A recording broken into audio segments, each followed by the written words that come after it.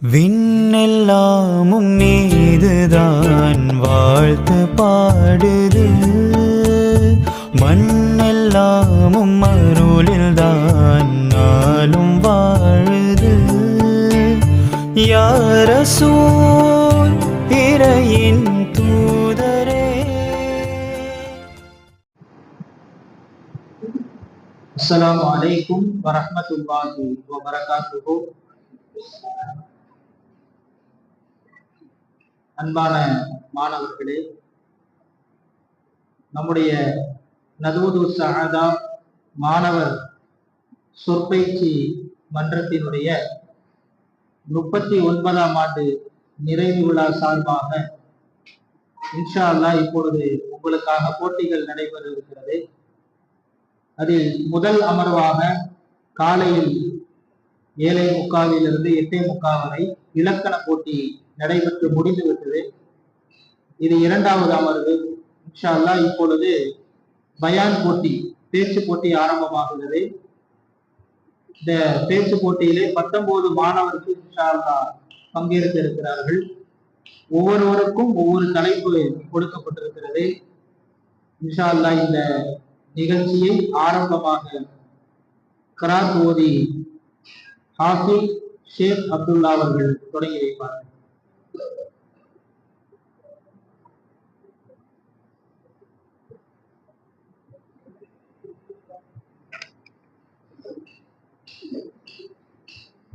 أعوذ بالله من الشيطان الرجيم.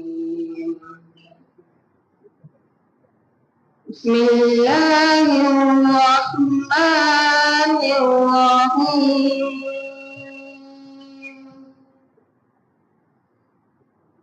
أولا يرون أنهم يفتنون في كل عام مرة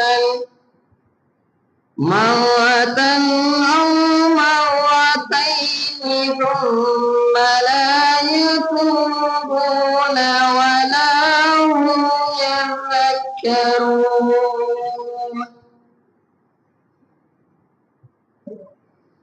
وإذا ما أنزلت سورة نظر بعضهم إلى بعض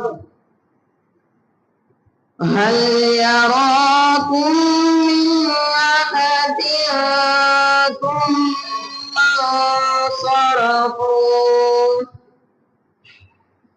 صرف الله قلوبهم بأنهم قوم لا يفقهون.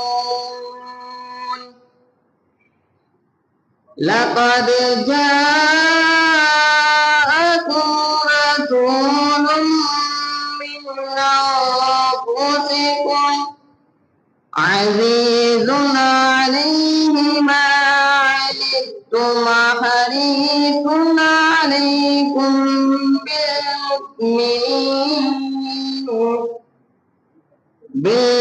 بالمؤمنين رؤوف رحيم. فإن تولوا فقل حسبي الله لا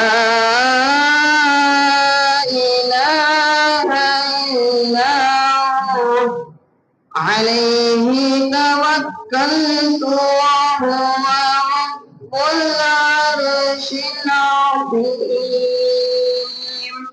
صدق الله العظيم.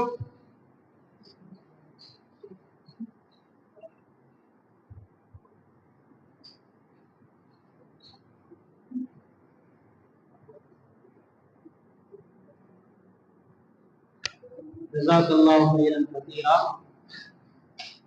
மாணவருக்கு அல்லாஹ் மென்மேலும் தராக்கூடிய ஆறுதலை அறியப்படுத்தி தருவானாக. இப்பொழுது சொற்பொழிவு ஆரம்பமாகிறது. இன்ஷா அல்லாஹ் இந்த பேச்சு போட்டிக்கு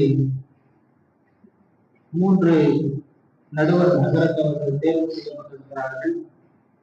அதில் இந்த சிறப்பு மிகுந்த பேச்சு போட்டிக்கு முதல் நடுவராக நம்முடைய மிகுந்த மரியாதைக்கும் கண்ணியத்திற்கும் உரித்தான மௌலானா மௌலவி அஷ்ரஃப் அலி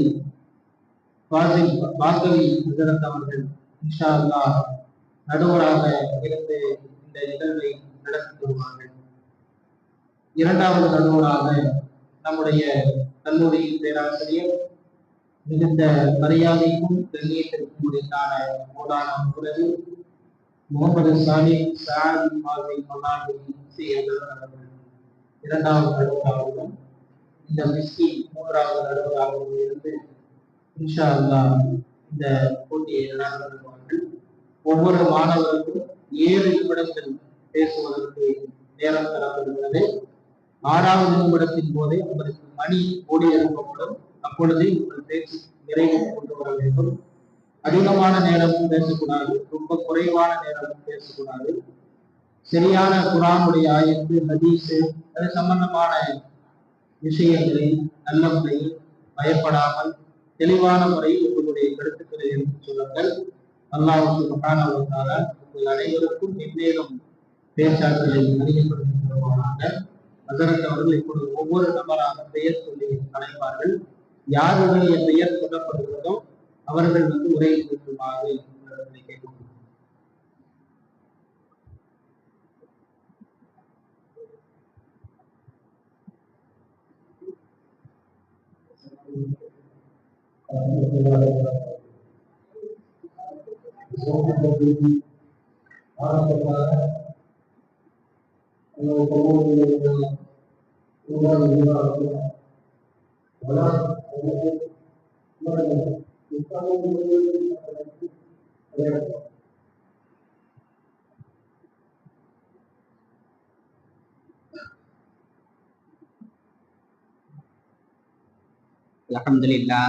Alhamdulillah rabbil alamin wal aqibatu lil muttaqin wassalatu wassalamu ala sayyidina khatamun nabiyyin wa ala alihi wa sahbihi ajma'in. Amma ba'd, qad qala Allah ta'ala fil Qur'anil azim wa fil Qur'anil majid ba'da a'udzu billahi minasy syaithanir rajim bi fadli bismillahir rahmanir rahim. Qala Allah ta'ala wa laqad yassarnal Qur'ana lidzikri fahal min mudakkir. وقال رسول الله صلى الله عليه وسلم خيركم من تعلم القرآن علمه. ஈருலகத்தை படித்து பரிபாலிக்கக்கூடிய ஏக இறைவனான அல்லாஹ் தஆலா ஒருவன் மீது எல்லா புகழும் புகழ்ச்சியும் முடித்தாகட்டுமாக. இன்னும் எம்பெருமானார் கண்மணி நாயகம் ஸல்லல்லாஹு அலைஹி வஸல்லம் அவர்களின் மீதும் அவர்களினுடைய அடிச்சுவட்டை சற்றும் செல்லாமல் பின்பற்றி வந்த உத்தம சத்திய சஹாபாக்கள், தாபிஈன்கள், தபா தாபிஈன்கள், நாதாக்கள், சுஹதாக்கள், இந்த மஜ்லிஸில் அமர்ந்திருக்கக்கூடிய அனைவர்களின் மீதும் அல்லாஹுடைய சாந்தியும் சமாதானமும் என்றென்றும் நிலவட்டுமாக என கூறியவனாக எனது உரையை நான் ஆரம்பம் செய்கின்றேன். அஸ்ஸலாமு அலைக்கும் வரஹ்மத்துல்லாஹி தஆலா பரகாத்துஹு. எனக்கு இந்த மாணவ மாமன்றத்திலே கொடுக்கப்பட்டுள்ள தலைப்பு நித்தமும் ஓத வேண்டும். நித்தமும் ஓத வேண்டும் என்று சொன்னால் நம்முடைய வாழ்க்கையில் நாம் அதிகமாக குர்ஆனை ஓத வேண்டும். ஏனென்றால் எப்படி நாயகம் ஸல்லல்லாஹு அலைஹி வஸல்லம் அவர்கள் இந்த உம்மத்திற்கு ஒரு மிகப்பெரிய ஒரு அருள்படையாக ரஹ்மத்தாக வழங்கப்பட்டார்களோ அதே போல்தான் இந்த குர்ஆன் என்பதும் நமக்கு ஒரு மிகப்பெரிய ஒரு அருள்படையாக வழங்கப்பட்டிருக்கிறது. அல்லாஹு தஆலா முந்தைய நபிமார்களுக்கு அவர்களுடைய வேதங்களை ஒவ்வொரு ஏடுகளாகவும் அல்லது முழுவதுமாக ஒரே நிமிடத்தில் அவர்களுடைய வேதங்களை இறக்கி வைத்து விட்டான். ஆனால் இந்த குர்ஆனை மட்டும்தான் நாயகம் ஸல்லல்லாஹு அலைஹி வஸல்லம் அவருடைய வாழ்க்கை முறைகளுக்கு தோதுவாக, சஹாபாக்களினுடைய வாழ்க்கை முறைகளுக்கு தோதுவாக, அவர்களினுடைய அந்தந்த நேரத்திற்கு ஏற்றவாறு அல்லாஹ் இந்த குர்ஆனை இறக்கினான். அவர்களினுடைய வாழ்க்கை முறைக்கு தோதுவாக குர்ஆன் இறங்கியதால் குர்ஆன் அவர்களுக்கு மட்டும் நேர்வழி காட்டக்கூடியதில்லை, மாறாக கியாமத்து நாள் வரை வரக்கூடிய ஒவ்வொரு மனிதர்களுக்கும் இந்த குர்ஆன் நேர்வழி காட்டக்கூடியது. இன்னும் அல்லாஹு தஆலா இந்த குர்ஆனில் எவ்வளவு விஷயங்களை வைத்திருக்கின்றான் என்று சொன்னால் இந்த குர்ஆனில் இல்லாத விஷயங்கள் என்பதே கிடையாது. உதாரணமாக ஒரு நபருக்கு நோய் வந்து விட்டதாம், அதற்கு தீர்வை அல்லாஹ் குர்ஆனில் வைத்திருக்கின்றான். கணவன் மனைவி எப்படி வாழ வேண்டும் அதற்கு தீர்வுகளை அல்லாஹ் குர்ஆனில் வைத்திருக்கின்றான். இன்னும் சொத்து விஷயங்களுக்கு கூட அல்லாஹ் தஆலா தீர்வை குர்ஆனில் வைத்திருக்கின்றான். இப்படி ஏராளமான விஷயங்களை உள்ளடக்கி இருக்கக்கூடிய இந்த குர்ஆனை நம்முடைய வாழ்க்கையில் நாம் எந்த அளவிற்கு ஓதிக்கொண்டிருக்கின்றோம்? ஒரு முறை ஆயிஷா ரலியல்லாஹு அவர்களிடம் கேட்கப்படுகிறது, நாயகம் ஸல்லல்லாஹு அலைஹி வஸல்லம் அவருடைய வாழ்க்கை எந்த அளவிற்கு இருந்தது என்று.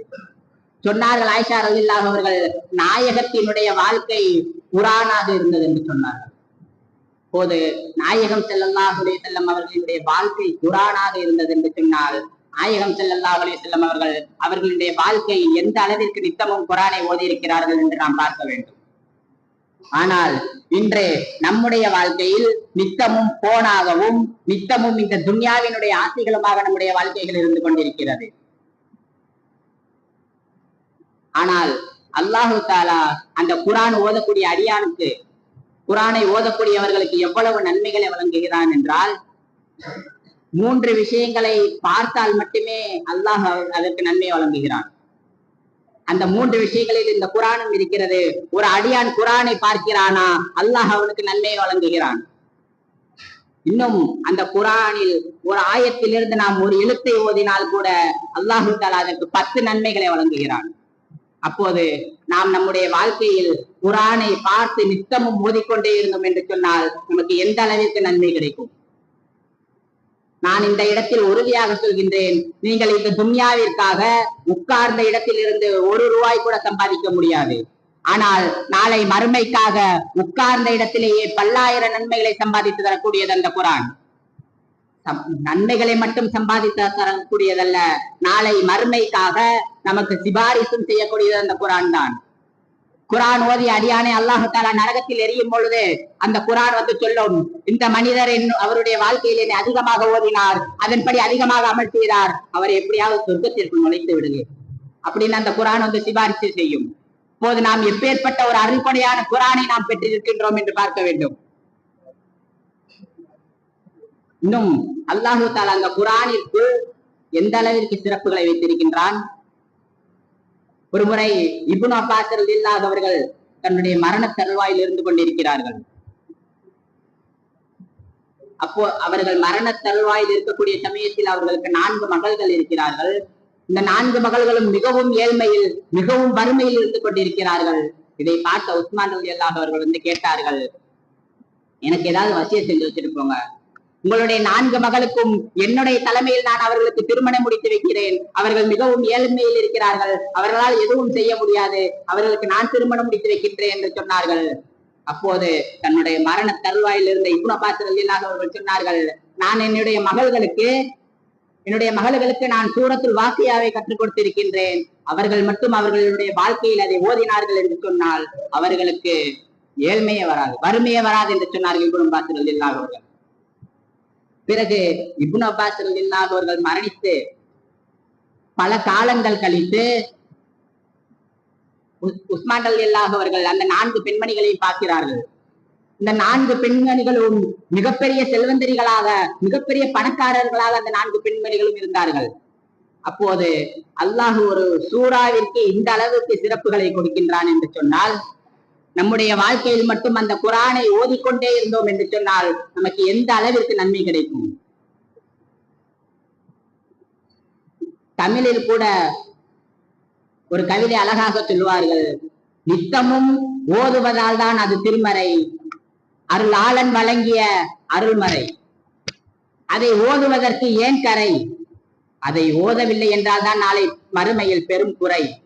எனவே அந்த குறையை விட்டு அல்லாஹு தஆலா நம் அனைவர்களையும் பாதுகாப்பானாக. நம்முடைய வாழ்க்கையில் அதிகமாக குர்ஆனை ஓதி அதன் மூலம் அதிகமான நன்மைகளை பெறக்கூடிய பாக்கியத்தை அல்லாஹு தஆலா நம் அனைவர்களுக்கும் தந்தருள் புரிவானாக என கூறியவனாக எனது உரையை நான் நிறைவு செய்கின்றேன். அஸ்ஸலாமு அலைக்கும் வரஹ்மத்துல்லாஹி தஆலா வபரகாத்துஹு.